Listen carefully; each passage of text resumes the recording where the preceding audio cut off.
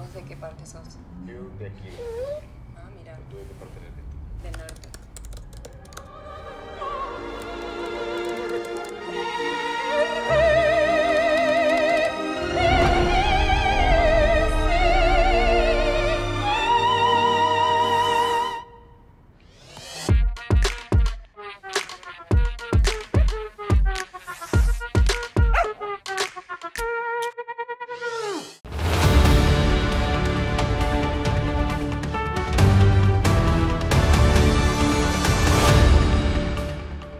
Komið sæl og velkomin í Spursmál, föstudaginn 3. maí. Þann 1. júní næstkomandi göngum við Íslendinga til forsetakosninga og pólitíski skjálftar eru farnir að koma fram á mælum. Einn slíkur varð á föstudaginn liðinni viku eftir að ég tók viðtal við Baldur Þórhallsson, forsetaframbjóðanda, og ræddi meðal annars við hann myndbirtingar á fremur grottalegri klámsíðu í París. Þetta mál sem ég taldi að varðaði íslensku þjóðina og mat hennar á frambjóðandum og hvort að svona myndbirtingar getur haft áhrif á ásýnd embættisins eða þess sem því gegnir á hverjum tíma. Þetta lagði stíl í samtökin. Þau telja að þarna sé verið að reyna að smætta frambjóðandann niður í einkalíf sitt. Því að sjálfsögðu hafnað hér og lögð áherslu á það að við erum hér til þess að spyrja spurninga fyrir hönd almennings og draga þau rétta fram áður en við göngum að kjörborðinu þann 1. júní. En það annað mál sem að skók pólitíkin og fjölmiðlana í liðinni viku.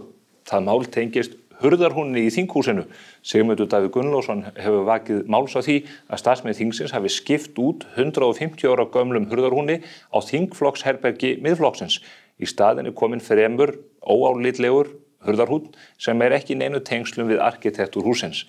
Minnir kannski jafnvel dálítið á fangelsi en einhverjir hafa bent á það að nýbygging þinghússins minnir dálítið á slíkt. Þetta er mál sem á eftir að leiða í jörð og vonandi sjá menn tækifæri því að endurnýta eða endurgera gömlu húnana þannig að þetta sé allt í samhengi við arkitektúr og anda þessa fallega hús sem reist var 1881 við Austurvöll. Og mér finnst svolítið líka vera bara hérna á okkar ágæta landi svolítið núna lengi í nokkur ár búið að vera offramboð á leiðendum. Engin eftirspurn eftir þeim en það.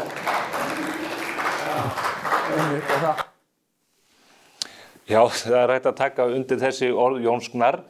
Hann var með okkur Andrísi Magnússon á Ísafirði síðastliðinn mánudag. Það er hluti af hringferð sem við höfum efnt til í tilefni af 110 ára afmælis Morgunblaðsins sem hélt reyndar upp á það afmælið þann 2. nóvember síðastliðinn. Við förum hringinn í kringum landið og hittum fólk og núna beinum við sjónum okkar að forsetaframbjóðendunum. Jón var á Ísafirði í liðinni viku. Núna á mánudaginn ætlar Halla Hrund Logadóttir að hitta okkur austur á Héraði í Valaskjálfi. Þar á eftir munum við hitta Baldur Þórhallsson á Selfossi og að lokum Katrínu Jakobsdóttur á Akureyri. Þetta verða spennandi samkomur þar sem við bjóðum heimamönnum að koma og hitta frambjóðendurna og ræða forsetakjörið.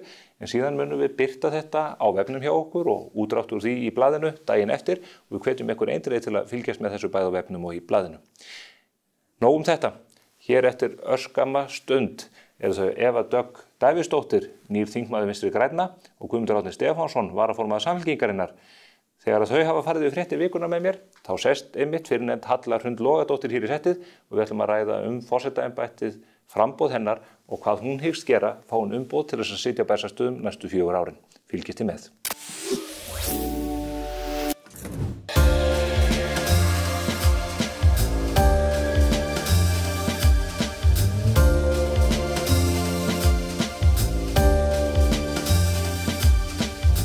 Herragarðurinn klæðir þig vel. Við kynnum spennandi útgáfu af Sirius rjómasúkkulaði með hnetum, rúsínum og karamellumöndlum aðeins í takmörkuðu magni. Sirius, fyrir hið ljúfa líf. Tax-free-veisla húsgagnhallarinnar er aðeins út mánudaginn og nú er einnig 25 til 50% afsláttur af völdum vörum. Húsgagnhöllin. Hjá Kólumbusævintýraferðum leggjum við áherslu á góða fararstjórn og skemmtilega upplifun. Umfram allt viljum við uppfylla væntingar okkar ferðalanga þannig að þeir njóti ferðana með eftirminnilegum hætti. Við förum víða. Kólumbus ævintýraferðir. Já, komið sæl aftur. Þá ég fengið þau hingað til mín Guðmund Árni Stefánsson, varaformaður Samfylkingarinnar og Evu Dögg Davíðsdóttur, alþingismann. Ekki margir sem vita hver hún en við breytum því í þættinum í dag. Er það ekki, Eva? Jú, takk fyrir tækifærið að fá að koma hérna og spjalla við þig. Meir en sjálfsagt og ég kannski byrja því að spyrja bara út í það þú auðvitað kemur inn í þingið í kjölfar þess að Katrín Jakobsdóttir segir að sér þingmennsku. Hvaðan kemurðu? Já, ég kom í þessu tilfelli beint frá Þýskalandi, hvar ég var í barneignarleyfi. Ég er sem sagt á 5 mánaða gamlan son sem kom með mér ásamt manninu mínum og ég sem sagt hef verið búsett í Þýskalandi síðastliðin 2 ár. Já. Og hef unnið sem sagt fyrir Allianz sem með höfuðstöðvar þar og vinn þar af sjálfbærnimálum og almannatengslum. Já. En hef verið í fríi frá því eins og gefur að skilja síðastliðna mánuði. Hvar er það í Þýskalandi? Það er í München. Já. Kannski persónuleg spurning, varst að vonast til þess að Katrín myndi bjóða sig fram eða varst að krossa fingurum á myndi ekki gera það og þú geti verið áfram út í München? Þetta bara fylgdist með í fjarlægð og þetta var vissulega, ég ætla ekki að draga dilka því þetta var spennandi vika. Já. Aðdragandi þess að hún býði sig fram en þetta er auðvitað vissulega spennandi fyrir mig og ég er bara þakklátt fyrir að hafa tækifæri á tök á því að koma hingað og það er svona eins og margir segja að það þarf þorp til að ala upp barn og ég er vissulega með mikinn stuðning þá og gott bakland bæði í minni fjölskyldu og minn maður sem er hérna með mér. Já, hann er frá Þýskalandi? Hann er frá Þýskalandi. Og ætlið þá að flytja hingað núna í kjölfar þessara skipta? Við stefnum að því en reyndar svo er annað svona í bígerð sem er að við erum að fara að halda brúðkaupsveislu eftir 3 vikur. Já. Þannig að ég verð frá þingstörfum í 2 vikur, sem sagt, í millitíðinni. Já. Það er skammstóra högga í milli hjá þér? Það er nóg að gerast. Já. Þú ert nýjasti þingmaðurinn. Guðmundur, hvenær settist þú fyrst á þing? Svaraðu nú. Já, byggðum við 93 gerði ég það og var til 2005. En til hamingju með þingsætið, þetta er skemmtilegu vinnustaður. Takk kærlega fyrir það. Þú kemur á vísu erfiðum tíma, flokkurinn í vandræðum og ríkisstjórn í klessu, en gangiði vel. Nei, ég meina, mér finnst þetta bara, þetta búið að vera spennandi, auðvitað bratt. Það verður ekki skafið að því. Núna hlýtur leiðin að leggja upp á við þetta ekki. Hvað segirðu? Núna hlýtur leiðin að leggja upp á við hjá flokknum. Ég held að við séum öll bara nokkuð brött og bjartsýn, þrátt fyrir allt. Guðmundur, Árni, ætlað þú að reyna að koma í veg fyrir það? Er ekki von til þess að þú verður í þingframboði þegar að þið kemur? Jú, ég er á fullu í þessu og hef svakalega gaman að þessari þáttöku. Já, það er líka gaman fyrir að mælast með 30%. Já, það er nú svona eins og það er, sko, en jú, það skemmir ekki fyrir. Nei, það er eins og að segja, sko, ég finn mig vel í þessu, flokkurinn í góðu gengi, góð samstæði í flokknum, hann mælist vel í skoðanakönnunum, en auðvitað er ekkert í hendi. En hitt hins vegar veit ég og kann af gamalli reynslu að það er miklu mun betra að vinna við þær aðstæður þegar skoðanakannir eru jákvæðar heldur en hitt. Og maður bara finnur þá götum út og allstaðar, því að það er erfitt að lenda í þessum spírali eins og flokkurinn þinn, Eva Dögg Vafki, að lenda í spíral á niðurleið. Ég hef líka verið við þær aðstæður. Þannig allt þetta tala það hjá fulltrúum ríkisstjórnarflokkanum þetta sé nú bara skoðanakannir, við þurfum bara að bíða eftir því hvað kemur upp úr kössunum.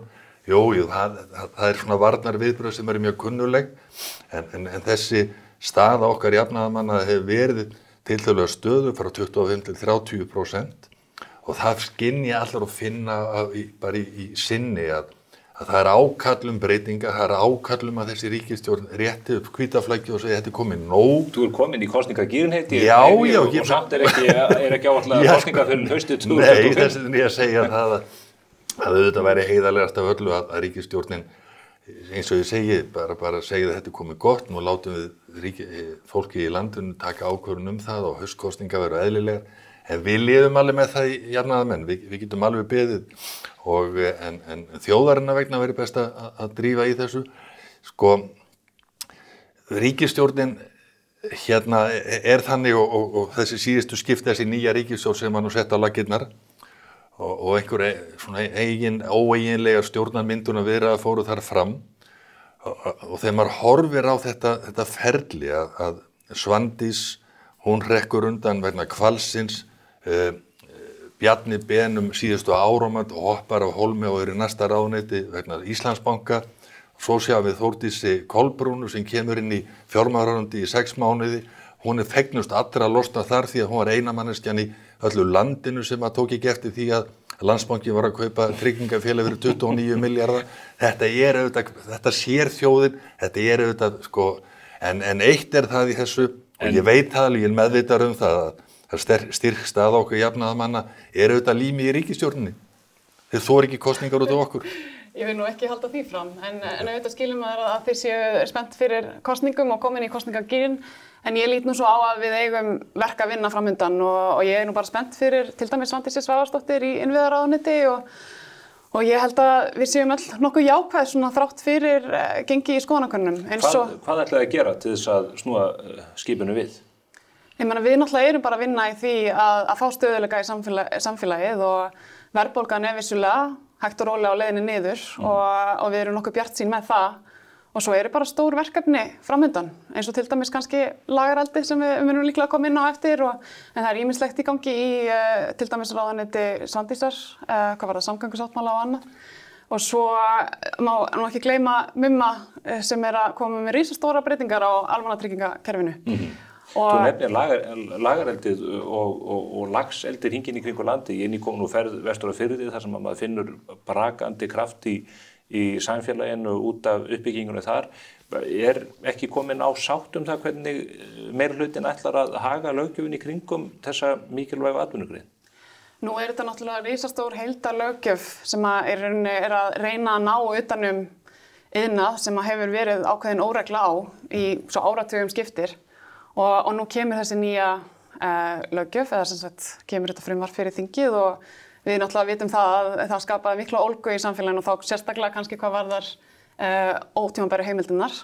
Nú vill það svo til að þetta máli komið inn í nefnd hjá mér, sem sagt ég er nýr meðlimur atvinnuveganefndar og verð þar að leiðandi framsögumaður þessa máls. En nú tekur náttúrulega bara við þingleg meðferð málsins. Munið þið setja mörk á 16 ára nýtingarheimild eða eitthvað í þeim dúr? Það er auðvitað of snemmt að segja til það en ég held að sé ákveðin samhugur samt í nefndinni og meðal meirihlutans að það þarf að skapa sátt þetta. Hvernig er það gert? Hvernig myndir þú vilja sjá þetta gert? Svona eins og umræðan hefur verið og svona kannski mína persónulega skoðunum líka, þá tel ég réttast að skoða leiðir til að tímabinda þetta. 16 ár, 20, 25? Ég er nú ekki búin að lenda kannski á endilega, árafjöldi, það kannski skiptir ekki öllu. Það er bara gott að hafa það á okkur ákveðnu bíli. Við auðvitað miðum okkur við nágrannalönd okkar. Í Noregi er þetta ótímabundið en þeir eru vissulega að skoða aðra leiðir. Í Færeyjum er þetta sem sagt 12 ára leyfi en það sem vandamálið hefur verið í rauninni er að í praxis er þetta í raun og veru ótímabundið. Af því að leyfi eru alltaf endurnýjuð. Þannig að það sem er mér mikilvægt hvað þetta varðar er að það séu ströng skilyrði og að í rauninni það sé þá vald til þess að í rauninni kalla aftur leyfin. Séu menn ekki að standa sig í stikkinu. Þið er verið að taka allskyns svona uppbeygjur, Guðmundur Árni, í Samfylkinguna undanförnu. Kristrún hefur farið á milli sjávarútvegsfyrirtækjanna hringinn í kringum landið og segir ég er ekkert fyrir fyrningarleið í sjávarútvegi eins og Logi Einarsson og þau töluðu fyrir. Ég vil bara að vera skattheimtuna. Þú ert á móti fyrningarleiðinni. Nei, hver segir það? Ert þú fylgjandi? Ég er búin að halda 100 ræður það hérna í Kálfadaga. Mér langar eins og en býttu nú við, þú ert þá ósammála formann? Nei. Jú, hún er á móti fyrningarleiðinni. Býttu nú aðeins ægur. Ég ætlum að fá að byrja hér aðeins á þessum málum með lagareld og laxeldi. Ég gleym ekki spurningunni. Nei, og ég ekki heldur.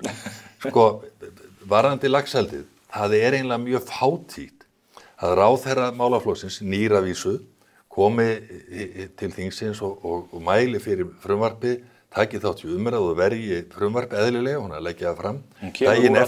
Daginn eftir segir hún, ég er bara til í allt.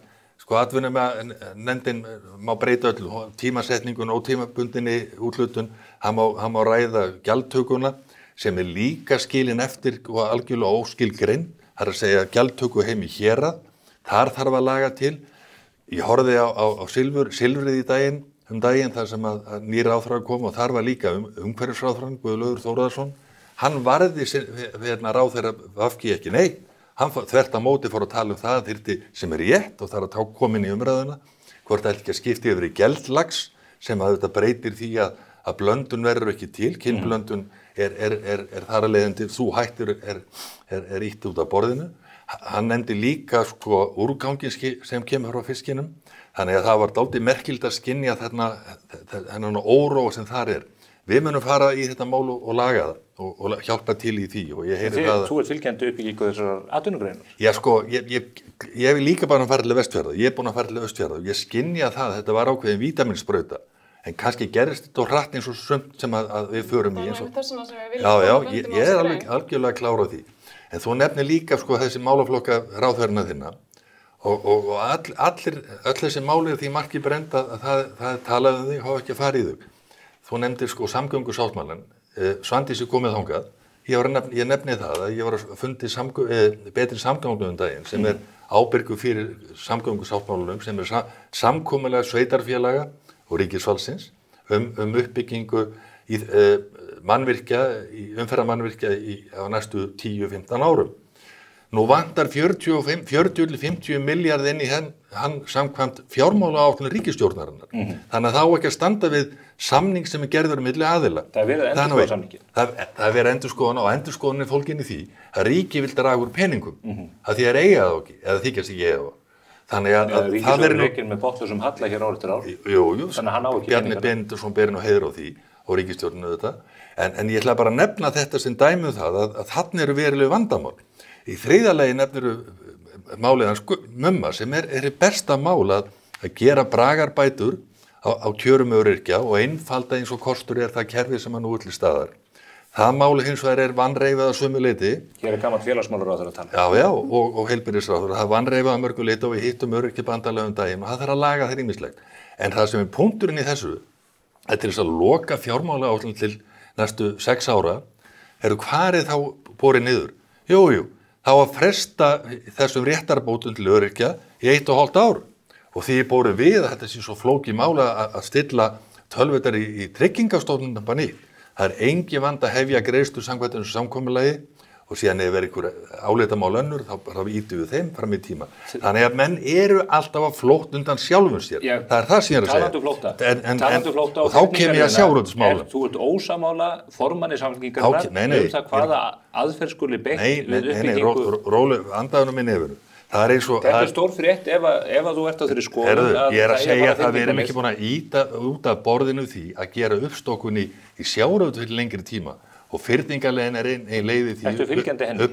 Mér finnst hún sniðurleið að því að þetta er ekki meiklaði stein. Aldur og ævi að þetta verði svona þessi skipting á þessum þjóðar nei, verði ekki að reyna að snúað upp í það. Það er ekki þannig. Ef hún er á móti fyrningarleiðinni og þér finnst hún sniðug, þá er það þannig. Það sem við erum að segja nákvæmlega í atvinnumálunum eins og við höfum gert í öðrum málaflokkum, við viljum reyna að ná svona sáttum ákveðna málaflokka. Þess vegna til dæmis Evrópumálun ekki efst á baugi hjá okkur þessari kosningabaráttu. Við höfum farið í gegnum kosningabaráttu eftir kosningabaráttu þar sem menn að rífast þetta og engin niðurstaða verður. Nú viljum við reyna að nálgast okkar mál með víðfeðmum og skipulögðum hætti. Við erum búin að gera úttekt og gefa út hvítbók heilbrigðismálin. Það ætlum við að gera við ég ætla bara að segja frá vinnubrögðum og verklæðinu og þannig höfum við líka gert þetta í atvinnumálum og í orku og sjávarútvegsmálum Nýjasta skýrslan fjallar orkumálin. Þið ætlið að auka orkuframleiðslu af því að það verið á vakt, nú er þetta ríkisstjórnar, þá er engin virkjun stærri en 10 kilowatt orðið til. Menn geta haldið blaðamannafund á síni og hérna. Þið ætlaðu að auka orkuframleiðslu 22-25% Hvernig líst þér á þær hugmyndir?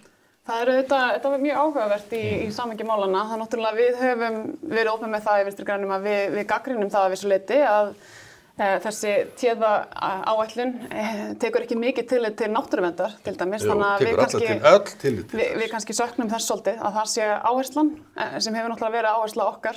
Þið eru ósammála því að þurfi þessar 5 teravattstundir á næstu 10 árum? Við erum ekki ósammála því að það þurfa að fara í orkuöflun. Hins vegar er mín skoðun og skoðun okkar í hreyfingunni sú að það þarf að skoða vel, það þarf að vera almennileg þarfagreining þarf að liggja fyrir.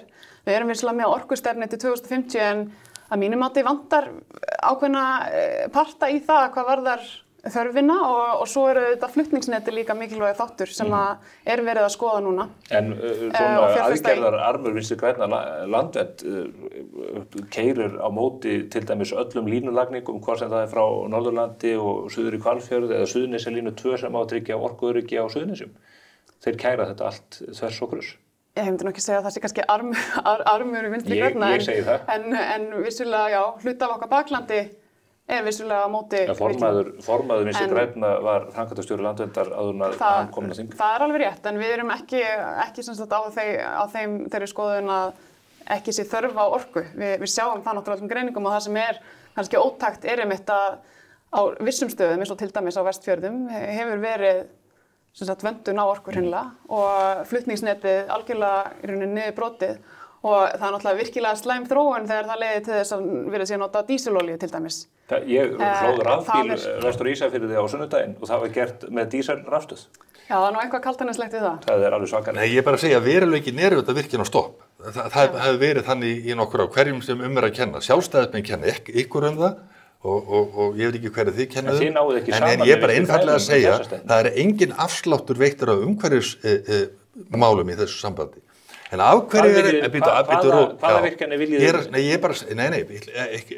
bara einfaldlega að segja, það tekið sama ramma áætlun í þinginu og settir í flokka gulan, grænan og rauðan. Nýtingaflokku sem þessi græni. Þið viljið nýta það virkjanir. Það ánáttúrulega halda áfram þeim grundvelli og virkja það sem að Alþingi hefur tekið ákvörðun.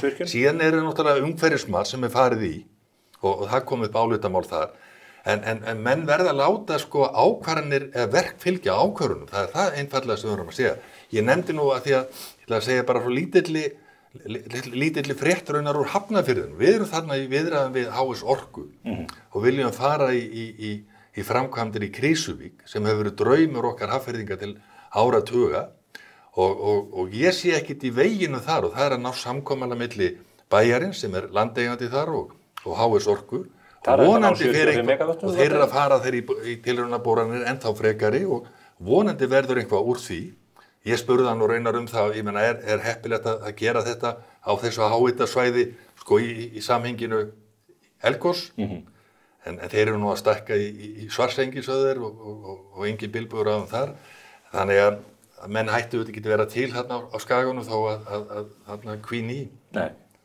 Þannig að við viljum láta verki sína merkin, það bara einfaldlega þannig. Hvernig ætlaði að ná saman með Vinstri grænum við myndu ríkisstjórnar? Það tekst ágjörlega ef þeir verða á vettvangi þá gerum við það. Ef þeir verða þægir í orkumálum? Nei, ég sagði það ekki, ef þeir verða á vettvangi. Ég trúi því nú þessar kannanir síðan ekki þannig að Vinstri grænir sé að hoppa út af. En ég minnist eins og að þess þegar þeir urðu til og Eva Dögg, þú nú ekki verið á vettvangi þó sennilega aldamótin. Nei, lítið með þá. Nei, þar var ég í samningaviðræðum það að búa til nýja samfylkingu og það sem að gera það að verkum að upp úr sauð og VG var til og samfylkingi var til, hluta af Alþýðubandalaginu fór sína leið, það voru utanríkismálin. Það voru afstæðan til NATO, afstæðan til hersins. Nei, ég bara læt það liggja. Hvað það mál núna? Já, ert þú að þeirri skoðun að við að ganga úr NATO? Eins og tímandinn núna, þetta kannski ekki málið sem að ég hef látið mig mest varða frá minni hreyfingu, bara svo það sé sagt. Ertu sammálaðir stefnu Vinstri grænna að Ísland eigi að ganga úr NATO? Því að það ennþá yfirlýst stefna, henni hefur ekki verið hnekkt. Henni hefur ekki verið breytt, en við höfum samt líka skuldbundið okkur og undir stjórn Katrínar Jakobsdóttur höfum við starfað undir öryggisstefnu Íslands. Og þjóðaröryggisstefnu Íslands og við erum sammála því að eins og staðan þá erum við þetta innan NATO. En ég sé kannski persónulega kannski ekki leið til þess að ganga úr NATO eins og staðan í heiminum í dag. Bara ef við erum alveg hreinskilin og raunsæ. En ég styð vissulega þessa friðarbaráttu eða þessa friðarsinna sem eru sem sagt í okkar hreyfingu og eru grundvöllur okkar hreyfingar. Myndir þú styðja tillögu inn á landsfundi VG það að haldi sig í þá stefnu við gangum úr NATO?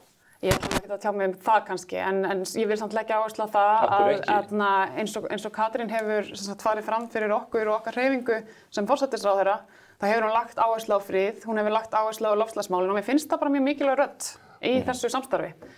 Þannig að ég styð það að við höldum áfram á þeim vettvangi og að það sé rauninni svolítið okkar rödd sem þá Ísland ekki Vinstri-hreyfingin grænt framboð. Þú snakka að komast í æfingu og svara ekki spurningunni. Stefán, þetta ekki stóra máli. Ég nefndi þetta bara sem til marks það og hvað hlutinni breyta Þú ert náttúrulega klókur og veist að auðvitað þetta stórt mál ef að menn ætla að halda sig við þessa stefnu og við höfum séð græningjana víða í kringum okkur taka upp gjörbreytta stefnu og segja við viljum vera í NATO vegna þess að við erum í það er bara veruleikinn. Þetta hefur heimsmyndin breyst að vissu leyti, Úkraína breytir þetta öllu. Ég meina, við erum komin í stríð bara á þröskuldunum. Já, og stríð víðar, langar til að færa aðeins talið að því að þú hefur nú búið vestanhafs líka. Það eru þessi átök í háskólanum, meðal annars í Kaliforníu, út af stríðin í Palestínu. Og einhvern veginn virðist þetta allt einhvern veginn vefjast í kringum líka fyrir forsetakosningar í Bandaríkjunum í haust. Það er rosalegu klofningur í þessu samfélagi, þessu risastóra og mikilvæga samfélagi. Ég er miklar ágjör að þessu. Ég bjó þarna í 3 ár 2012 til 15 var það sendið herra og kynntist bandarísku samfélag og ekki síst pólitíkinni afskaplega vel. Og þessi gliðnun hérna sem eru orðið í Bandaríkjunum og byrst meðal annars í þessu gríðarlega fylgi sem að Trump fær, sem ég hef nú bara engan botn í, sem nú annað mál. En það rétt sem þú segir, Stefán Einar, að það sem að gerast í háskólanum núna blanda síðan yfir í hinn veruleikan sem eru völd gyðinga í Bandaríkjunum þegar að kemur að pólitík og fjármagni og forsetaframbjóðarnir dansa einhvern veginn í kringum þetta. Þannig að ég hef áhyggjur af þróun mála í Bandaríkjunum og hinu líka þó ég sé hundgamall að þá eru þeir bara, þessi 2 frambjóðendur, að Bandaríkin, þetta frábæra land, skuli ekki eiga völ á öflugri frambjóðendum, yngri og ferskari, heldur þessum 2. Það er stórundarlegt. Við sjáum líka polariseringu eins og í hinu heimalandinu þínu, Þýskalandi, þar sem uppgangur öfgasamtaka á báða bóa, mikil polarisering í Þýskalandi. Ísland er mitt heimaland, bara svo heldum því. Já. En já, ég hef auðvitað vissulega miklar áhyggjur af þessari skautun og þessari polariseringu sem maður er að sjá víðs vegar heim. Og já, því að við erum að tala mótmælin í Bandaríkjunum og samhengið við forsetakosningarnar, þá er þetta mikið ágjörefni að það hefur verið að bregðast virkilega harkalega við hérna. Þetta er í raun að auka skautununa, auka polariseringunna, auka reiðina og maður hefur bara ágjör á því hvernig það mun þróast eftir því sem á líður og nú er ekki margir mánuðinir þangað til kosningar eiga sér stað. Nei. Þannig að maður hefur fylgst með þessu með miklar ágjör, en vissulega það er áhugavert að í rauninni bera saman svona umræðuna kannski, af því að ég er búsett í Þýskalandi og þar auðvitað er ákveðin myrk saga sem við þekkjum öll og umræðan hér á Íslandi er miklu meira einhliða fyrir Palestínu en heldur en Ísrael. Ég fylgist með þessi Þýskalandi og þar er umræðan miklu hliðhollari í Ísrael hvað varðar þessi átök.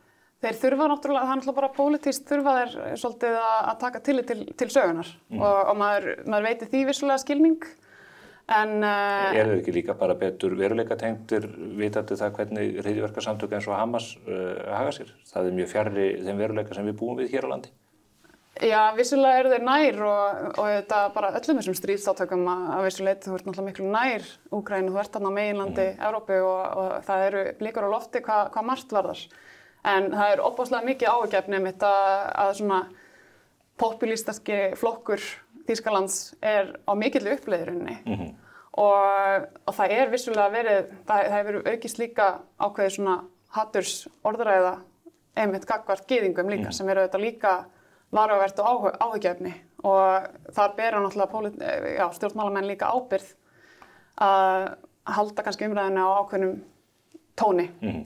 Þeir eru furðulegir þessi 2 leiðtogar, demókrata og repúblikana í Bandaríkjunum, talandi leiðtoga, Guðmundur, það var bent á það reyndar í Staksteinum í Morgunblaðinu morgun og þar áður í Viðskiptablaðinu að í þessari nýju orkustefnu sem þið kynnið, þar að finna 22 ljósmyndir og af þeim eru 20 af Kristrúnu Frostadóttur formanni og þar meðal forsíðan með íslenska fánanum. Eru það að keyra flokkinn inn í einhvers konar persónudýrkun? Tölduðu mikið? Ég held ég sé á 2 myndavælum. Já, mér fannst ekki nóg komið að þér þarna. Nei, persónudýrkun. Hver skrifaði Staksteina? Var það kannski ritstjóri Morgunblaðsins? Við þurfum ekki að fara nema 20 ára aftur í tíman, þeir sjálfstæðismenn eða þeir sem eru það hér á morgunum, þeir þekkja það nú þessa persónudýrkun, hvernig að Davíð var nú látið með hann. Nei, ég blæs á þetta. Sannleikurinn sá í þessum orkumálum, við heldum 108, fórum í 180 heimsóknir í atvinnufyrirtæki, við heldum 26 opna fundi, Kristrún var sennilega á 90% þeirra. Það er ekki skrítið þó að einhver hann á myndafinni, því að hún var allstaðar og dugnarinn í formannum mínum er alveg ótrúlegur og hvað hún sumir segja hún sé lítið í þinginu fyrir vikið en það gerist afskaplega fátt í þinginu og kannski nýr þingmaður hefur uppgötað það núna á síðustu vikunum. En ég blæsa það sem einhver persónudýrkun. Við höldum bara á lofti, okkar sterka og öfluga fóringja og við erum gott heim, við erum bara flott heimi, hún ungur og öflugur, vel hjólandi í stórum málunum, ekki síst í efnahagsmálunum, þar sem hann hefur tekið fóringja Sjálfstæðisflokksins á nesjar og kentum grundvallaratriði efnahagsmála og svo erum við gamlan hund sem eins og mig. Við erum bara fínt kombo í fórustunni og ég hef enga þörf fyrir að vera á myndum, þannig að Kristján myndast miklu betur. Ef þessi bæklingur væri fjölskyldualbúm, þá væri þetta einstæðingur. Nei, þetta er algjört aukatriði og skiptir ekki máli. Við vorum bara að leika okkur að telja mynd þetta. Þetta er fínn bæklingur. Rétt í lokin, það eru forsetakosningar framundan, Hallar Hund að koma hérna til mín að ræða með þriðji frambjóðandinn til þess. Hvernig halda þetta svona þróist næstu vikuna eða svo? Halda þetta að verði mikla sviptingar á fylginu? Þetta er auðvitað spennandi nú að fara í fyrstu kappræðurnar í kvöld að mér skilst. Já, það er þetta kappræður á fleiri stöðum. Þannig að ég held að þetta sé bara eins og, þetta er bara lýðræðisveisla og það getur ýmislegt breyst held ég á næstu vikum og það er bara spennandi að fylgjast með. Þú styður gamla formanninn þinn, gerir það fyrir? Já, sem þingmaður þá má kannski nú ekkert að vera að tjá sig það en það er nú ekkert launugamál að ég þekki ákveðin frambjóðanda mjög vel og styð hana til allra góðra verka. Guðmundur, hvernig heldur þetta þróist? Það er ómögulegt að segja. Þessi könnu sem ég sá í morgun truflaði mig dálítið því að ég var með þá kenningu að allir þessi 4 efstu gætu hugsanlega unnið þetta. Botninn verið svolítið úr þessu hjá Jóni Gnarr? Botninn hjá Jóni Gnarr, þessi könnun var ruglandi dálítið og hann skildi hrapa niður í 6-7% eða hvað hann var.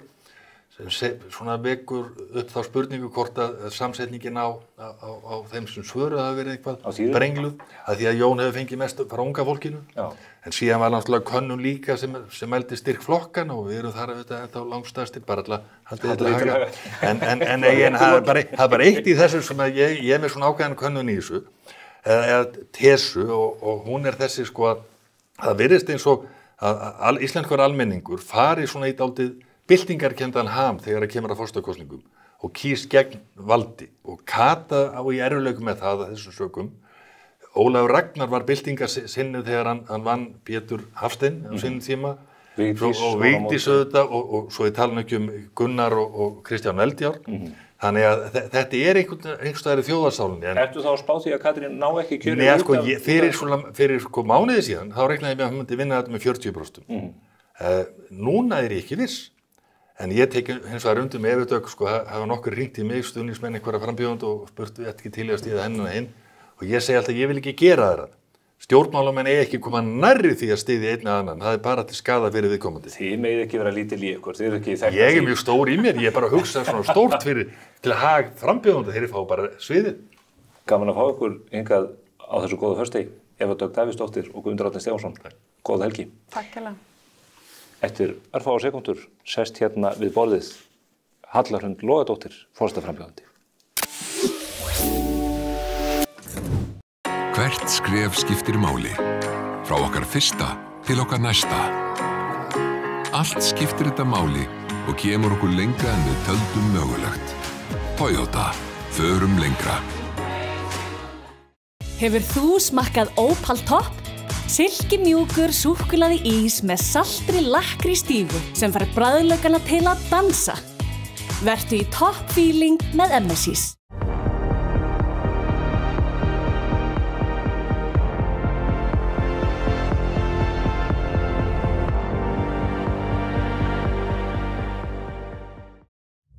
Hekla. Njóttu þess betur að grilla í sumar með Weber. Það jafnast einfaldlega ekkert á við það. Weber á Íslandi, weber.is.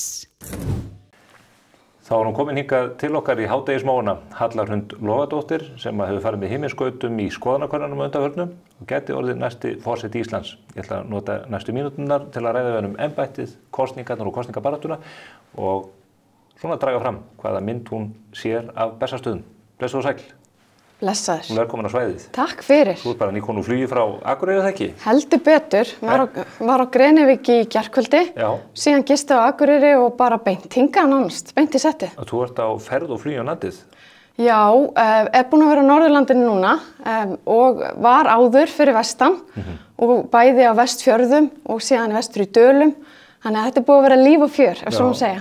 Það líka líf og fjör í könnununum. Hver könnunin á fætur annarri sýnir að þú ert annarkvort í forystu eða fast á hæla Katrínar Jakobsdóttur eða Baldur Þórhallssonar. Kemur þetta óvart, þetta rokna start sem þú færði í könnunum, verandi, kannski ekki eins þekktur kandidat og þau þrjú sem hafa verið leiðandi í könnunum með þér? Já, maður veit auðvitað aldrei hvernig svona hlutir þróast. En ég verð að segja að ég finn mikil samhljóm með þeim áherslum sem ég verið að tala fyrir og þeirri sýn sem ég hef fyrir embættið. Og það kannski sá samhljómur sem að birtast í þessum könnunum og þá erum við að tala sýn það sem að gengur út á að fá Íslendinga til að vinna saman, efla samstöðun okkar, horfa á það að við séum að taka þátt í samfélaginu og að vinna á grunni okkar gilda að því að sækja fram fyrir okkar framtíð. Og ég held að fólki þysti í að við séum dálítið að þétta raðirnar. Það eru í raun og veru, Stefán, að hugsa það. Það eru þessi gildi, samstæða og þáttaka sem að hafa komið okkur. Það er sama hvort við horfum á orkumálin, eða jafnréttismálin, eða ungmennafélögin. Þetta er allt verkefni sem hafa orðið til vegna þessara gilda. Og ég held núna þegar við erum að horfa á breytingar í tækni, umhverfi og svo framvegis, að við þurfum dálítið að sækja þau aftur og hlúa samfélaginu og sækja fram sömuleiðis. Segðu mér, ég ætla aðeins að ræða við þessi gildi og þessi verkefni sem þú sér fyrir þér á forsetastóli, en getur þú sagt mér, hvenær fékkstu fyrst á hugmynd að bjóða þig fram til forseta? Hvenær fór þetta gerjast og verða svona veruleika? Hefur stefnt að þessu lengi? Nei, ég hef ekki stefnt að þessu lengi, en ég hef alltaf fengið þessa hugmynd svona af og til frá ólíkum hópum. Og ég veit ekki hvort þú fylgdist með því að það var Gangnamannafélagið í raun og veru sem að skorar á mig í samlesnum, auglýsingum. En það er nú lengra síðan. Það er alveg síðan í haust sem að byrja að vera áskoranir og hvatning. Frá því áður en að Guðni tók ákvörðun að hætta? Í raun og veru kannski frá með haustmánuðum, en ekkert í líkingu við það sem að gerist eftir að þessi áskorun kemur og síðan var það bara einfallega þannig að því þú varst nú að spyrja hversu hratt hlutir geta þróast og svo framvegis að ég hugsa þetta yfir tiltölulega stuttan tíma. En ég hef alltaf brunnið fyrir almannahagsmunum og fyrir því að vinna fyrir samfélagið. Það hefur verið minn rauði þráður ef við horfum á mín störf í auðlindamálum við stofnanir heima og erlendis, það sem var áður að vinna í málumum hafsins sömuleiðis. Þannig að þessi samfélagshugsjón að vilja vinna fyrir samfélagið okkar, sama hvort að það er á sviði auðlinda eða á sviði menningar eða jafnréttismála, það hefur verið rauði þráðurinn í mínum störfum. En fyrst þú varst farin að fá áskoranir að bjóða fram til forseta mörgum mánuðum áður en að Guðni lýsti yfir að hann hygðist ekki bjóða sig áfram fram. Hugleitirðu það á einhverju tímapunkti að bjóða þig fram gegn sitjandi forseta? Nei, aldrei. Aldrei svo. Ég einhvern veginn, auðvitað er það oft þannig bara að það er einhverjir sem að hvetja mann til ýmissa góða verka. En þessir áskorendur hafa þá væntanlega verið að hugsa þetta þannig að þú myndir bjóða fram gegn sitjandi forseta? Ég hefði aldrei hort á það þannig. Það bara hvarflaði ekki að mér. Það er ekki fyrir en einhvern veginn þetta raungerist svona og það gerist þetta bara mjög hratt og í raun og veru ekkert ósvipað þeirri þróun sem hefur átt sér stað á undanförnum vikum.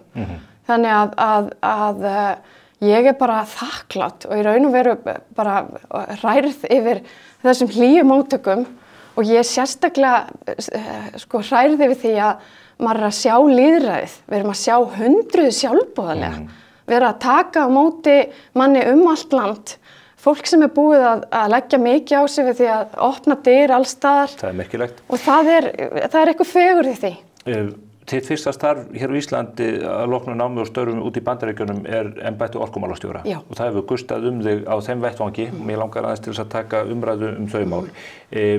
Við búum við orkuskort á Íslandi. Við erum í vandræðum vegna þess að lónin okkar fyllast ekki nægilega vatni. Það er verið að skerða orku. Það er milljarða tjón að verða í þjóðarbúinu vegna þess að okkur vantar orku. það eru margir sem að halda því fram, samtök iðnaðarins, stjórnmálamenn, jafnvel meirihluta eða þingmenn sem að tilheyra meirihlutanum, sem halda því fram að stofnunin sem að þú ferð fyrir hafi dregið lappirnar í sínum verkefnum, vísa meðal annars í klúður í tengslu við leyfisveitingar hjá Hvammsvirkjun og öðru slíku. Hverju svarar þessu? Berð þú að einhverju leyti ábyrgð á því að við séum komin í þessa óhappa stöðu, þar sem fólk þarf jafnvel að hlaða rafbílana sína með díselrafstöðu? Takk fyrir, Stefán, að vilja fara yfir þessi mál, af því ég held að sé svo mikilvægt að draga fram að auðvitað þetta einstök staða sem núna með lónin. Þetta versta staða í sögu Landsvirkjunar. Það ekki bara lónin. Það hafi verið í skerðingum áður en að þessi vatnsstaða var svona slæm. Meðal annars varðandi síldar og loðnubræðsluna fyrir austan og auðvitað stöðuna á Vestfjörðum. Og það hefur verið, í raun og veru lónstaðan, hefur verið eitthvað sem hefur verið slæm síðustu 3 ár frá því að ég tek við þessu embætti.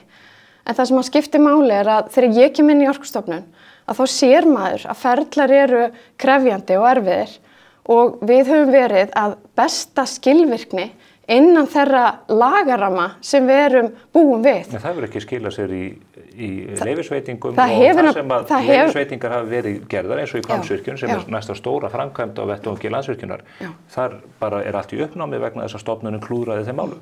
Það hefur nefnilega skilað sér því að síðustu 2 ár hafa verið en umfangsmestu leyfisveitingar árið sögu stofnunarinnar og gleymum ekki Orkustofnun fyrir þetta líka með nýtingu vatns og nýtingu jarðefna. Þannig að heilt yfir hefur það verið staðan. Ég get hins vegar alveg tekið undir að þessir ferlar eru gríðarlega krefjandi og það birtist einmitt í málum eins og Hvammsvirkjun sem að við veittum leyfi fyrir, var kært metfjöldi kæra, við veitum leyfið og hvar standa málin í dag, þetta var kært, þetta fór til Umhverfisstofnunar í ár, var síðan aftur kært og nú voru að koma ný kæra landeigenda á hendur ríkisins. En það ekki bara í kærumálum, við heyrum að því út all land, það fólk að hafa samband hér á blaði sem að segir að fá ekki svör frá ykkur, meðal annars vegna vassréttinda eða vassleitar, vassborana, hvort sem það í Vestmannaeyjum eða annar staðar, menn bíða kannski á annað ár án þess að fá svör það, hvenær von sé á því að þið getið brugðist við? Í raun og veru bara svo í klári að auðvitað eru þessir leyfisferlar krefjandi og það kannski stærsta tækifæri ef við horfum á auðlindanýtingu sem er svo mikilvæg fyrir samfélagið okkar. Hvað þýðir það að þeir séu krefjandi? Ef þú leyfir mér að klára, þeir eru krefjandi út af þessum kæruferlum. Þetta er ekki mál sem hafa verið kærð, þetta bara sittur fast í kerfinu, segir þeir. Svo ég klári málið með Hvammsvirkjun og svo skulum við tala hitt. Að varðandi Hvammsvirkjun og varðandi þessar leyfisveitingar, það birtist svo vel þar hvað þetta eru krefjandi ferlar og þá segi ég, hvað er þetta að gera þar? Jú, það er ekkert að stytta byggingatíma virkjana eða hönnunar, ekki mikið. Það eru fastir tímar. En það er hægt að horfa á þetta leyfisveitingaferli og þar hefur farið fram vinna sem er núna komin í umsagnarferli og ég held að það sé stóra tækifæri, Stefán, að horfa á ferlin af því að það er mjög slítandi fyrir samfélög, saman hvort þú ert að tala um orkufyrirtækin eða aðra, að vera að takast á svona lengi mál. Auðvitað á bara að vera styttri tími frá nýtinguferli. Hvað er það dæmi? Ég nefndi önnur dæmi þar sem að menn bíða von úr viti eftir svörum frá stofnuninni. Það er bara staða mála heilt yfir hjá hinu opinbera. Við erum Orkustofnun sem ég er í leyfi frá, þannig ég ætla nú ekki að tjá mig mikið það hlutverk, en það er ég hér til að ræða embættið. Við erum að leggja mat á frambjóðendur út frá því sem að þeir hafa gert í sínu fyrir störfum. Það er óhjákvæmilegt. Og það er mér ljúft og skylt. Og hvað svörun og annan hraða varðar, að þá er það gert eftir bestu getu hverju sinni, en við erum auðvitað stofnun sem er fjórði eða 50 af stofnunum eins og Umhverfisstofnunum og meðan að málaflokkurinn er gríðarlega mikilvægur. Þetta það vegna mannfæðar sem að þessi seinagangur er? Meðal annars er málaflokkurinn sem er svo þýðingamikill fyrir þjóðina og einmitt að þú varst að nefna Vestfirði. Hefur kallað eftir auknu fjármagni til þess að fjölga starfsfólki til að stytta þessa ferla? Við höfum að sjálfsögðu gert það, unnið hönd í hönd og einmitt gott þú komur inn á þetta. Því að eitt af því sem við höfum náð fram eru gjaldtökuheimildir sem er núna í farvegi hjá þinginu til þess að þessi hægt að bregðast við sveiflum þegar kemur að því að sækjum leyfi, að setja afgreiðamáli hraðar. Því að, Stefán, það er allra hagur og það er eitthvað sem skiptir máli að þú varst að nefna samfélög. Það skiptir einmitt miklu máli að þegar við erum að horfa á orkumálin, að við séum að horfa á þau í samhengi við þarfir samfélag. Og þar alveg augljóst að það eru áskoranir til dæmis fyrir vestan, þar sem ég veit að við vorum bæði ekki alls fyrir löngu og líka í Vestmannaeyjum. Og við þurfum að hugsa dálítið þessa innviðu uppbyggingu í takt við samfélögin. Ertu fylgjandi þessum virkjunarframkvæmdum eins og Hvammsvirkjun, Hvalárvirkjun fyrir vestan mögulega vatnsbúskap í tengslu við Vatnsfjörð á sunnanverðum Vestfjörðum? Hvernig líst þér á þessar framkvæmdir? Embættismenn, og nú tala ég sem orkumálastjóri í leyfi, Þú ert að bjóða fram til forseta. Embættismenn hafa ekki skoðun á einstaka virkjunarframkvæmdum. Þú ert að bjóða fram til forseta? Já, og í hlutverki forseta mun ég ekki ráðskast til einstaka virkjunarframkvæmdir. Nei, en hafa Vestfirðingar ekki til dæmis rétt á því að vita hver afstæðin til þess hvort það eigi að virkja þar eða ekki? Mín afstaða svo að það eigi í málum sem að snúa innviðauppbyggingu svo að við að vera að horfa á nýtingu orkuauðlinda í samhengi við samfélög. Það hefur kannski, ef maður horfir á sögun okkar, þá var það akkurat sagan.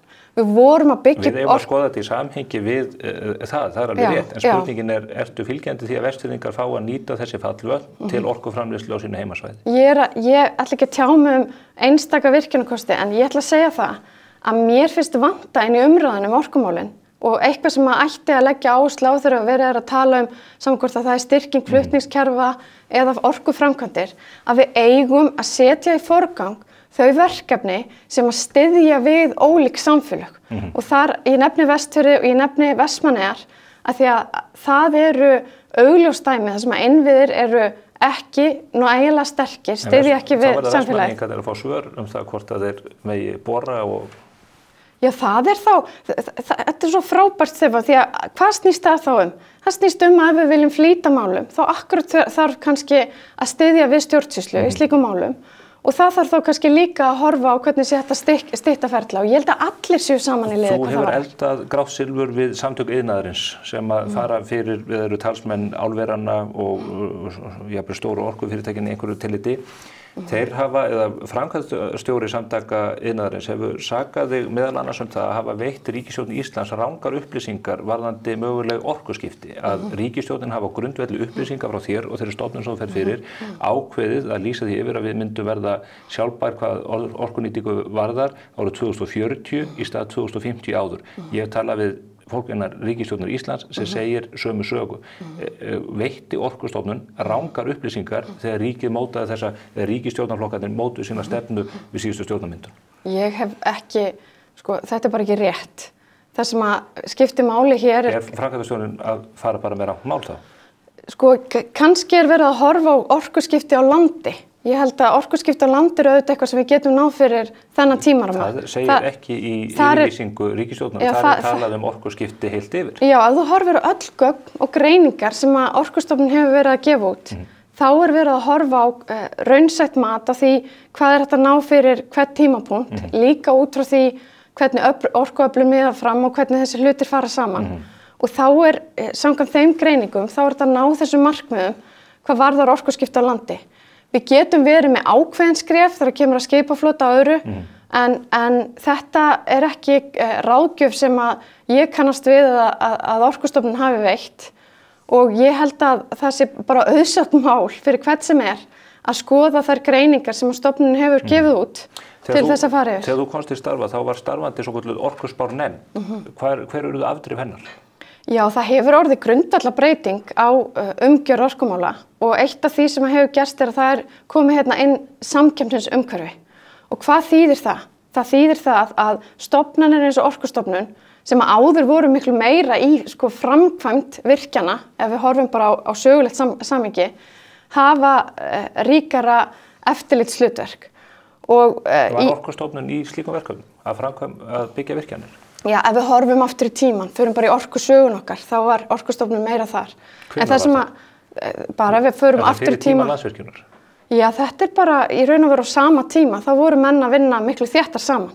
En með samkeppnisumhverfinu sem að birtist í orkupökkunum sem að stjórnvöld hafa verið að innleiða, að þá komið samkeppnisumhverfi.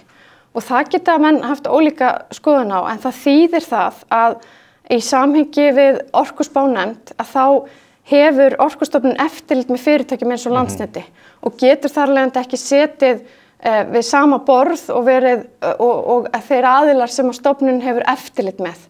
og þar að leiðandi þurfti stofnunin að vinna þessa vinnu sjálfstætt og hefur gert það með miklum Þannig að þú leggur niður orkuspárnefnd? Já, við breytum ferlinu. Við gerum það þannig að það unnin spáin, það eru síðan lykilhagaðilar sem að fá að fara yfir hana, sem eru sömu aðilar og voru í orkuspárnefnd og meira segja fleiri, það eru fleiri sem koma að borðinu. En nú hefur Landsnet sem að þú nefnir, þeir hafa frá árinu 2019 varað við yfirvofandi orkuskorti á landinu í skýrslu eftir skýrslu í ársskýrslum sínum. Þegar maður fer yfir ársskýrslurnar hjá Orkustofnun og það ræður sem að þú hefur flutt, það er ekki verið að minnast á orkuskort með sama hætti því að við ekki tekið undir það sjónarmið Landsnet sem að hefði þá væntanlega komið fram á vettvangi þessarar orkuspárnefndar ef hún væri ennþá starfandi. Þetta reyndar ekki rétt því að orkuspárnefnd var auðvitað starfandi upp á alveg þangað til að ég tek við. En það sem skiptir máli hér, Stefán, er að auðvitað er það þannig að tímalengd bygginga nýrra verkjana er miklu lengri en þá sá tími sem að ég hef gegnt starfi orkumálastjóra. Það er alveg rétt, en á þeim tíma sem að þú hefur gegnt embættinu hefur þú getað varað við orkuskorti. Herðu, ég hef nú heldur betur gert það. Heldur betur. Ekki í skýrslunum. Heldur betur talað áhyggjur orkuskorti og talað það sérstaklega í samhengi við almannahagsmuni sem við þurfum að huga að og þá er ég að tala orkuskort. Það er nýtilkomið mál. Það er ekki nýtilkomið, það er búið að vera... Ekki 2021. Já, enda er ég ekki starfandi orkumálastjóri á þessum tíma. Ég tek ekki við... 2021, 2022. Já. Er þetta ekki inn í myndinni? 2021 og 2022, men ég er búin að vera að tala mikilvægi orkuöryggi heimila. Já, þú er ekki varað við orkuskorti eins og... Heldur betur, orkuöryggi heimila er akkurat nauðsynlegt vegna þess að hér er knöpp staða í kerfinu. Það er ekki til næg orka og þess vegna þurfum við að horfa á það að verja heimilin. Og ég get bara tekið undir með Stefán, það mætti ganga hraðar, ólík verkefni. En hvað hefur við þá að gera tilkall til ef við erum að horfa á það að hraða verkefni? Nú þá er það að löggjafinn sem að getur breytt ferlum án þess að gefa afslátt af faglegu markmiðum, það er löggjafans að breyta það ferlunum. Og sem betur fer hefur ráðherra málaflokksins verið að vinna slíka vinnu og við höfum tekið ötulan þátt í henni. Þannig að ég á vona því að stjórnvöld séu að horfa á þessi mál. Þú talar það að það sé mannfæð sem að valdi því að stofnunin hefur ekki getað risið undir því hlutverki sínu að afgreiða þessar leyfisveitingar hér innanlands. Þú hefur verið mjög mikið á ferðinni í þínum störfum og meðal annars varstu stödd í Argentínu í maí 2023. Þar undirritaðir þú ásamt loftslagsráðherra Argentínu viljayfirlýsingu samstarf þjóðanna í orkumálum. Ég hef lagt fyrirspurn fyrir bæði utanríkisráðuneytið og umhverfisráðuneytið í þessum efnum og þeir kannast ekki við að hafa veitt heimild fyrir því að viljayfirlýsingar þessu tagi yrði samþykkt. Er eitthvað í lögum Orkustofnun og orkumálastjóra sem gefur þér heimild til þess að ganga til milliríkjasamninga af þessu tagi? Þetta er ekki milliríkjasamningur. Hér er að ræða yfirlýsingu, almenna yfirlýsingu sem segir við viljum vinna saman á ákveðnum hlutum. Það er mjög mikilvægt að draga línuna þar á milli og Orkustofnun hefur komið í gegnum tíðina að fjölda almennra yfirlýsinga og líka þyngri yfirlýsinga þetta varðir. En hefur stofnun leyfi til þess án samráðs við viðeigandi ráðuneyti? Reyndar var þarna sendiráð Íslands í Washington sem að fer með... Sendiráðið er ekki... Jú, það er hluti af utanríkisráðuneytinu og fer með málefni Argentínu upplýst þetta og ræðismaður okkar í Argentínu var með okkur á þessum fundi, þannig að þetta er nú ekki alveg rétt. Orkustofnun heyrir ekki undir utanríkisráðuneytið? Nei, en það er nú fegurðin í samvinnunni, að við erum í öflugu samstarfi við utanríkisráðuneytið mörg mál og mér langar aðeins að... En ekki að upplýsa umhverfisráðuneytið það ef að þú flýgur yfir hálfan höttin og undirritar viljayfirlýsingu við stjórnvöld við ráðherra þar í landi? Ég upplýsti í þessu tilfelli utanríkisráðuneytið, það er alls konar mál, kannski hefði ég geta unnið þetta eitthvað betur og ég fer yfir svona mál með mínu ráðuneyti og við finnum út úr þeim. En það er mikilvægt að átta sig á því að var að ræða almenna yfirlýsingu það okkur langi að skoða mögulega að vinna saman. Og mér langar til að... Það er stefnumarkandi ákvörðun sem að maður hefði haldið að stjórnmálamennirnir ætti að taka. Það er bara það sem maður horfir á þegar maður er að byggja upp tengsl og veistu það, Stefán? Þú fékkst tiltal frá ráðuneytisstjóra vegna þessa máls. Við höfum heimildir fyrir því. Veistu það að Þeir voru ekki sáttir við þetta. Ég á svo ótrúlega gott samstarf við ólíka aðila. Þeir voru ekki sáttir við framgöngu embættismannsins í þessu tilliti. Það segja okkar heimildir inn í ráðuneytinu. Já, nú veit ég bara ekki nákvæmlega hvað þú ert að tala. En ég hef átt bara gott... Þú fékkst ekki tiltal frá ráðuneytisstjóra? Ég hef bara átt gott samstarf við ráðuneytisstjóra og aðra um þetta mál. Ég bara hef átt samræði við ráðuneytisstjóra ráðuneytisins og fjölda aðra. Fékkstu tiltal vegna þessa tiltekna máls? Ég fór yfir þetta mál og mörg önnur mál fer ég yfir regluna með ráðuneytisstjóra, enda mjög mikilvægt að embættismenn séu að vinna með ráðuneytisstjórum, með öðrum sem koma að þessum málum. En leiðu mér að segja þér af hverju það er mikilvægt að tryggja samvinnu á milli ólíkra ríkja. Hvað er Argentína að gera? Við þekkjum það. Það er ekki málefni... Það er ekki það sem... Við þekkjum það. Þeir eru til þess mjög öflugir í málefnum Suðurpólsins en það kemur bara málefnum Íslands ekki við og síst af öllu þegar við eigum við orkuskort og það er þess vegna sem ég spyr út í áherslunar. Og mér langar til að spyrja út í viljayfirlýsinguna aftur. Hvernig kemur hún til? Hvernig gerist þetta að þú ferð yfir hálfan höttin og undirrita viljayfirlýsingu um þetta samstarf? Í raun og veru er upphafið þannig að ég átti fund eða stjórnvöld átti fund, ráðherrar átti fund á milli Íslands og Argentínu og þar er óskað eftir því að við eflum samstarfið og í kjölfarið kemur boð á það að fara á annan fund. Loftslagsráðherra sem þú undirrita samningin við, þetta er Cecilia Nicolini. Já. Hún er þér að góðu kunn úr... Heldur betur. Þið eru gamla bekkjarsystur. Ég er svo heppin, Stefán, að ég hef búið erlendis í 10 ár. Ég hef verið í Bandaríkjunum tvisvar við Harvard og Tufts. Ég hef unnið við Harvard háskóla. Ég hef unnið við ólíkar stofnanir í Evrópu og hvað þýðir það? Það þýðir að ég hef alveg gríðarlega sterkt alþjóðlegt tengslanett sem ég legg mig fram við og mun leggja mig fram við í samhengi við embætti forseta Íslands að nýta til að lyfta öllu því góða upp sem að skiptir máli fyrir landið okkar og í þessu tilfelli þegar kemur á málefnum í samhengi við Argentínu og Ísland að þá er það akkurat sömu málefni og byrtast okkur núna heilt yfir í Evrópu. Voru það þið Nicolini sem að höfðu frumkvæði að þessu samstarfi? Í raun og veru bara eins og gerist með tengsla það er áhuga... Þú nefndir þetta að þau eru fundið milli stjórnvalda, voru það þið tvær sem að höfðu frumkvæði að þessu? Það var í raun og veru óskað eftir að ég kæmi á þessum fundi á milli ráðherra og þetta er í framhaldi af því. Og ég segi sem betur fer og leiði mér aðeins að bæta við. Hvað erum við að hugsa þegar lífæð Íslands eru alþjóðasamskipti og alþjóðaviðskipti. Við þekkjum það í gegnum útflutning og jarðhitaþekkingu meðal annars. Þetta er alltaf áhugavert en það kemur bara ekki viðtalinu við. Það kemur því nefnilega við, ef þú leyfir mér að klára, það kemur því nefnilega við að því að við erum að horfa þarna að Argentína hefði áhuga á jarðhitanum okkar. Já. Og auðvitað er það eitthvað sem er mikilvægt. Öll Suður-Ameríka hefur möguleika fyrir alla fyrir. Spurningin er bara hvort orkumálastjórinn ekki þá einbeita sér að því að koma orkumálum í Ísland og hreint áður við lögum það í Argentínu. Heyrðu, og það er frábær spurning. Já. Því að ég fór vel yfir ferðalög. Minn forvari í starfi sem er fallinn frá. Guðni heitinn Jóhann. Já, Guð blessi minningu hans. Vann mjög einmitt öflugt starf þegar kom að jarðhita, hann var mikið erlendis, en vann öflugt starf þegar kom að jarðhita erlendis. Já, við erum ekki að ræða Guðna heitin hér í þessu viðtali. Nei, það sem skiptir máli er að þegar ég tek við í embætti orkumálastjóra, þá fer ég yfir þessi ferðalög. Af því að eitt af því sem að skipti máli var að... Þetta er ekki málefni þessa viðtals. Eitt af því sem að skipti máli var að setja áherslur innanlands.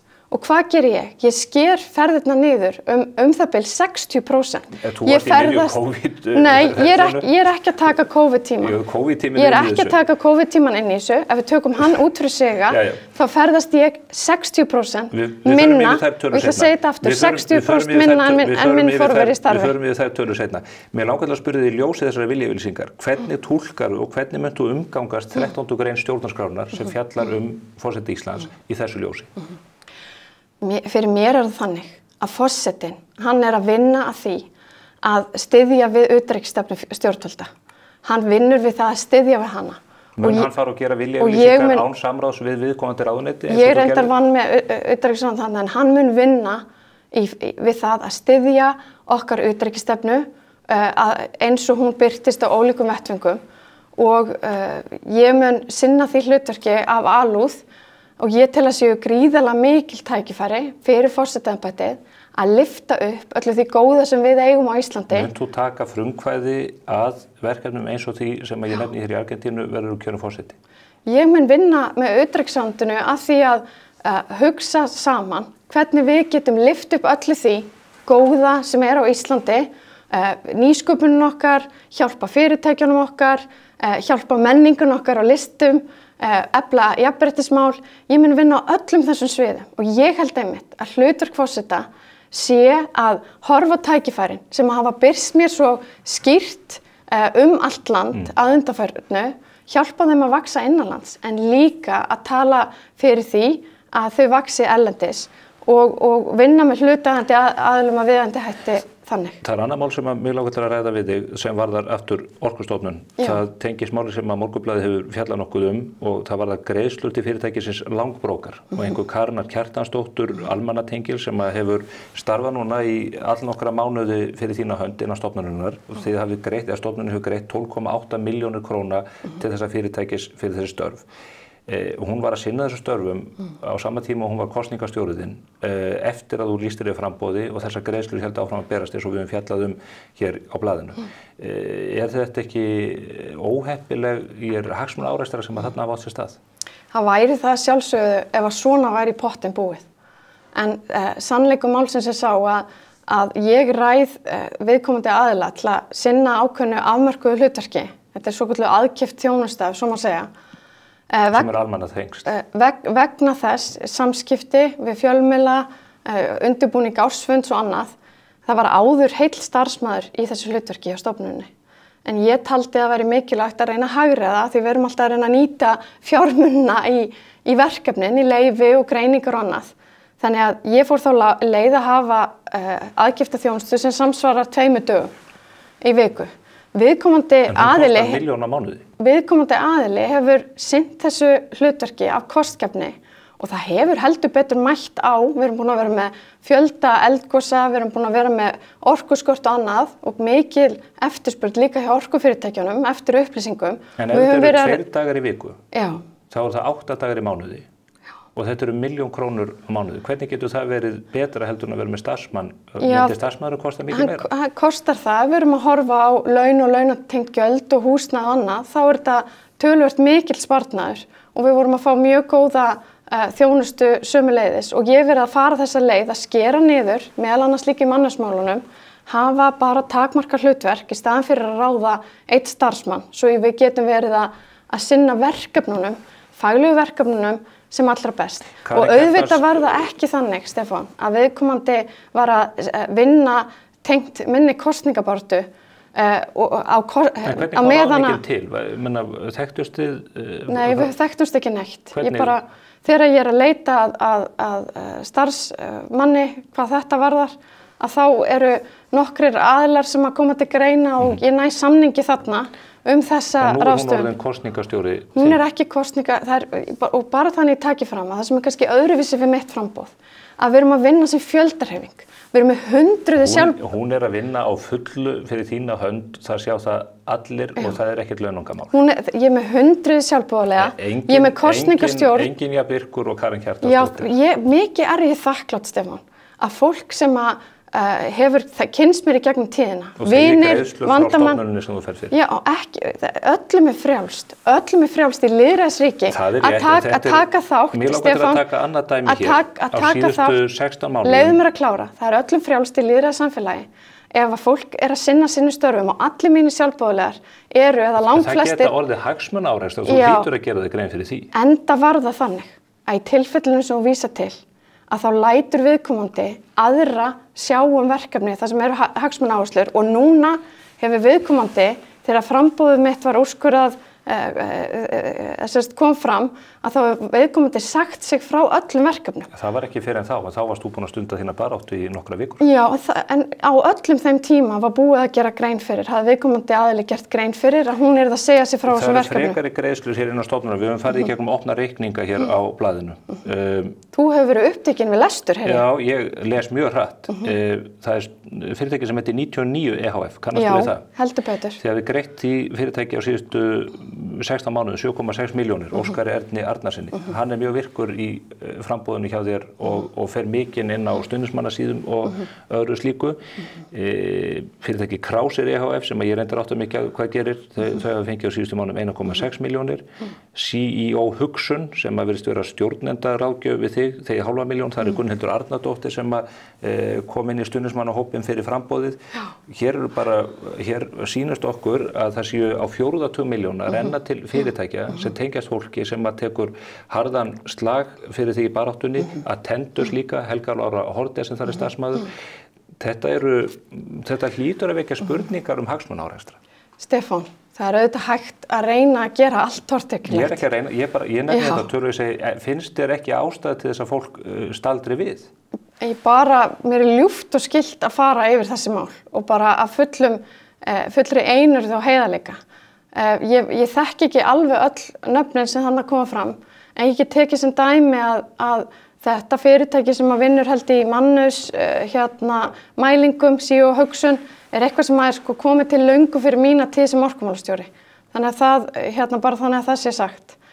Varðandi aðkeypta þjónustu eins og frá 99 fyrirtækinu, að þá fórum við í það að endurgera heimasíðun okkar af því að það var mikil eftirspurn hjá fyrirtækjunum að hafa betri aðgengi af upplýsingum og gamla síðan var frá 2008 eða 7-8 og viðkomandi tók þátt í því verkefni og það eru og nú vinnur þessi sammeðali sem sjálfboðaliði við frambúðinu. Já, en það eru eðlilega samningar og bara beinlínis vörur, til dæmis heimasíðan sem öllum frjálst að skoða. Góð heimasíða. Já, takk fyrir það, sem að liggja þarna baki. Þannig að ég segi heilt yfir, auðvitað fullt af fólki og við höfum kannski unnið þess að baráttu öðruvísi, því að við höfum ekki verið með fjármagn á bakvið til að ráða fólk eins og önnur framboð.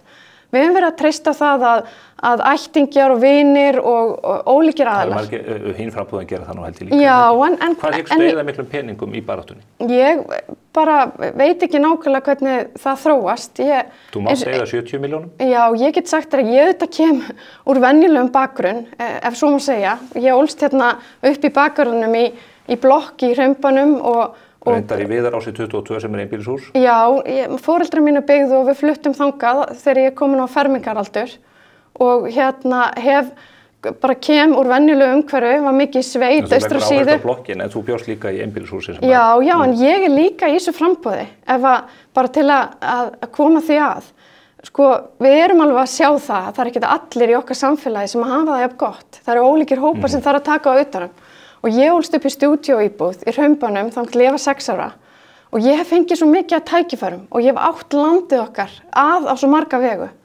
Og ég ekki viss að sama stelpa sem myndi alast upp í blokk til 6 ára aldurs hefði endilega öll þau tækifæri í dag.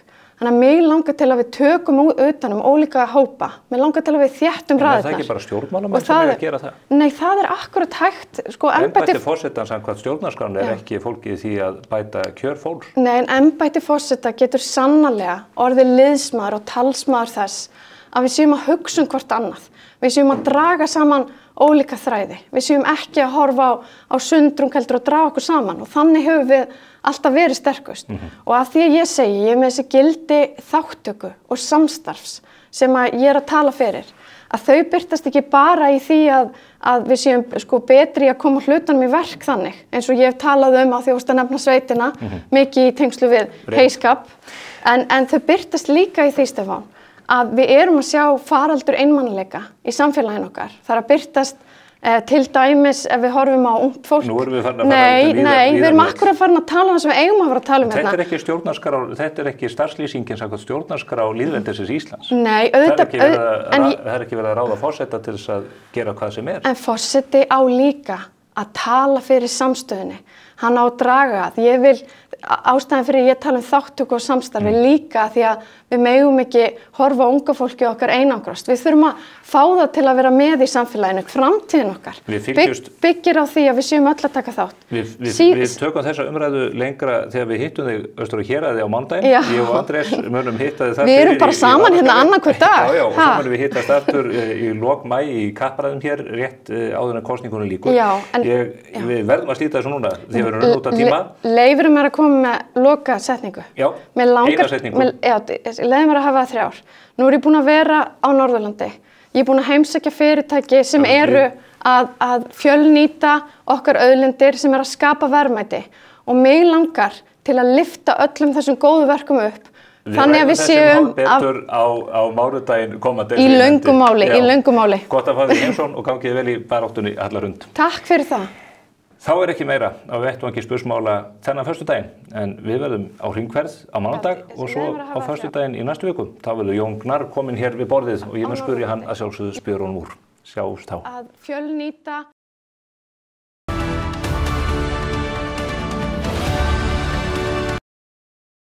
okkar auðlindir sem